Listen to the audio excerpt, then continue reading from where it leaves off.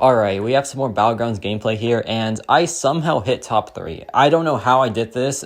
It just doesn't feel right. It shouldn't be right because I am not that good at this game, but I did it somehow, and we have some highlights on the journey to that. So first up, this rank 2 Killmonger. Killmonger at rank 2 looks scary for sure, but honestly CGR is just too good. And this is a rank 3 CGR, and check this out, man. This is a bit of a slow start though, so that's pretty annoying, but then we dropped the SP2, and look at this damage output, man. This rank 2 Killmonger just gets shredded really fast. So we get the intercept. No, we don't, because I can't intercept to save my life, apparently. But just look at this damage, man. Rank 3 CGR, and he is just shredding this fight. And Killmonger is just becoming a joke. And as a rank 2 7-star, this is a pretty surprising time, to be honest, from a rank 3 6-star. And yeah, he just melts in about 40-something seconds. And we get the win there because Void is just super annoying to deal with. And now, the point of the video pretty much, or one of the points of the video, Kitty Pryde just saves me this round, and she gets me the win actually. So here, he's going to place Rintra, and Rintra, of course, is a tank and a half. He's a really annoying defender, and while he is pretty easy this meta because of the guaranteed crits, still can be pretty annoying at times. So here I dropped Sasquatch because why not? Like, he has Joe Fixit for Man-Thing anyway, so like just may as well drop Sassy, right? And here he drops Rintra, of course. And I was a bit torn at first. I was like, do I risk it and go all in for Silk, or do I just drop Kitty Pryde? But I'm like, you know what?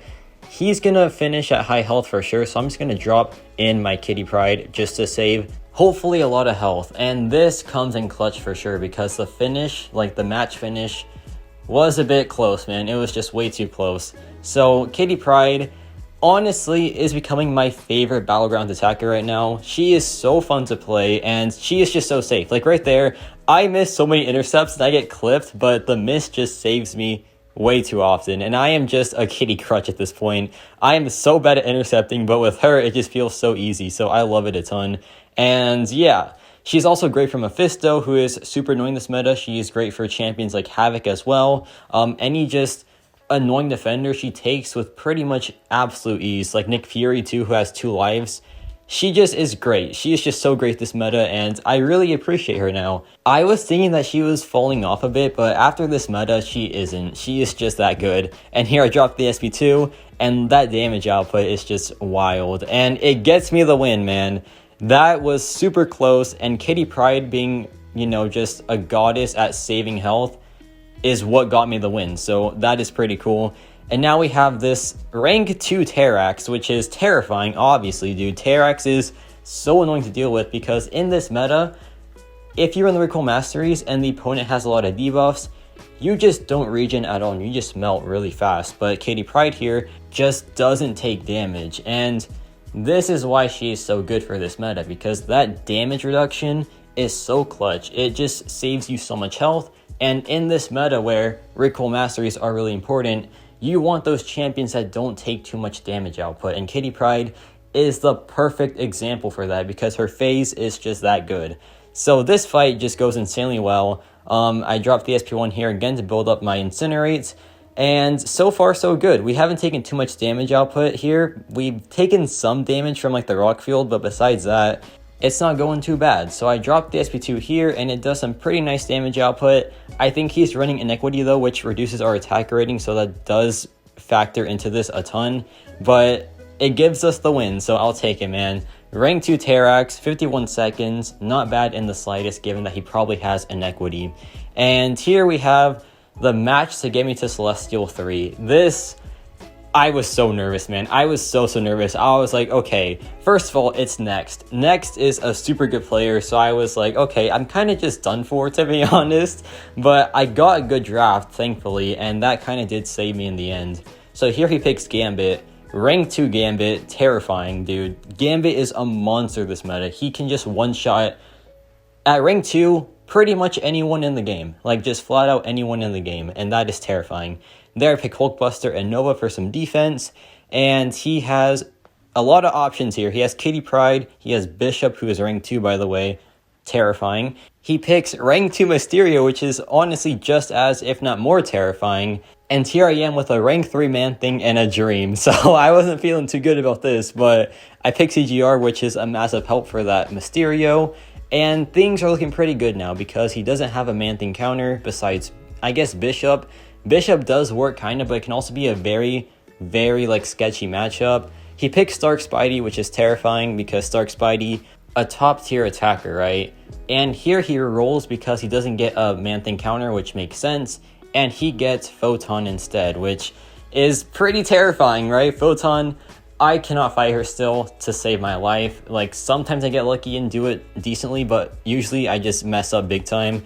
And here I get lucky and get Mephisto, who is just a massive help in this matchup for sure, because he doesn't have an Incinerate immune champion. So now we can just place our defender after he does his, and he places, just by luck, Photon, which is amazing, man. Photon is such a pain. It's such a pain. I cannot stand Photon, man. Fun champion for sure, but on defense, no thank you. So I place Man-Thing. He uses Bishop because Bishop is like his only counter pretty much. I guess Gambit too maybe, but I would just use Bishop to be honest, and he does use Bishop in the end. And I use Domino for this because I was just hoping to get lucky of sorts, and I got the opposite. I got so unlucky here.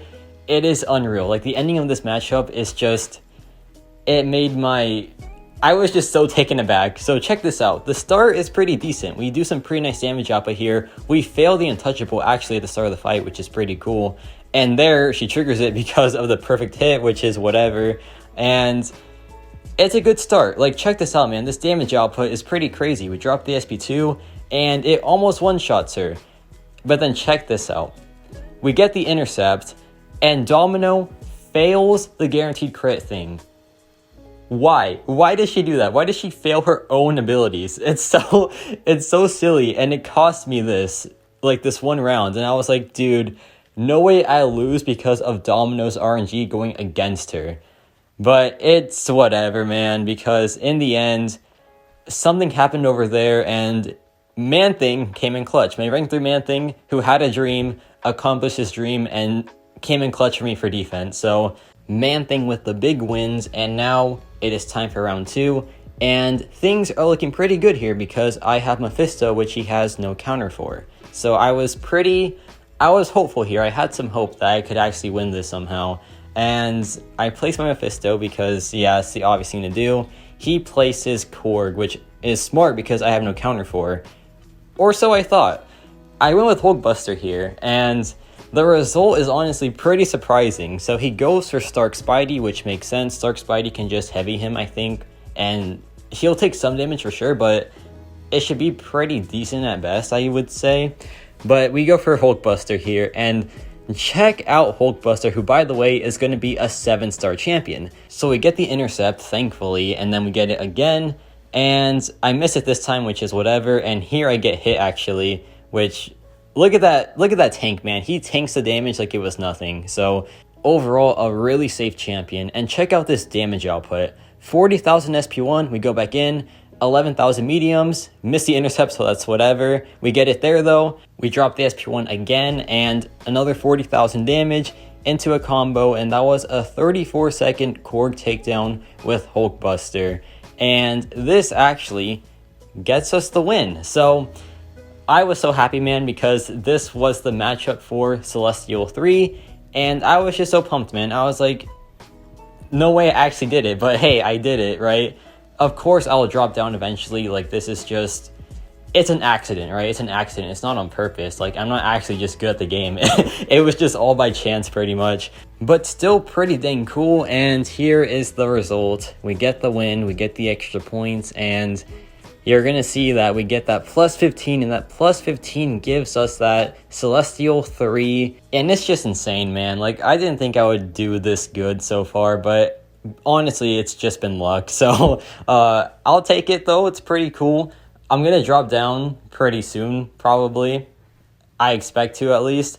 But yeah, this has been pretty fun. I might keep pushing just because, but I don't know just yet. But shout out to Katie Pryde too, because she has been getting me so many wins, so I appreciate her a ton.